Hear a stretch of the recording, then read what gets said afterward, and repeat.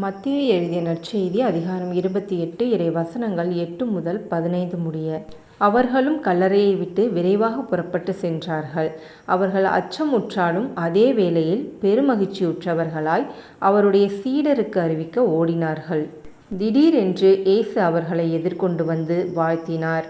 அவர்கள் அவரை அணுகி அவர் காலடிகளை பற்றி கொண்டு பணிந்து நின்றார்கள். அப்பொழுது இயேசு அவர்களிடம், அஞ்சாதீர்கள், என் சகோதரர்களிடம் சென்று அவர்களை கலிலேயாவுக்கு போகுமாறு சொல்லுங்கள், அங்கே அவர்கள் என்னை காண்பார்கள் என்றார். அவர்கள் போய்க் கொண்டிருந்தபோது காவல் வீரருள் சிலர் நகரத்திற்குள் சென்று நிகழ்ந்தவை யாவற்றையும் தலைமை குருக்களுக்கு அறிவித்தனர். அவர்கள் மூப்பர்களுடன் கூடி கலந்து ஆலோசித்து அப்படை வீரருக்கு மிகுதியாக பணம் கொடுத்து, நாங்கள் தூங்கிக் கொண்டிருந்தபோது இயேசுவின் சீடர் இரவில் வந்து அவரது உடலை திருடி சென்று விட்டனர் என சொல்லுங்கள்.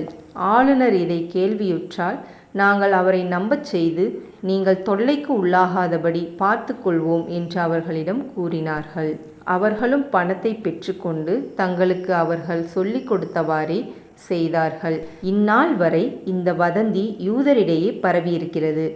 இது கிறிஸ்துவின் நற்செய்தி. கிறிஸ்துவே உமக்கு புகழ்.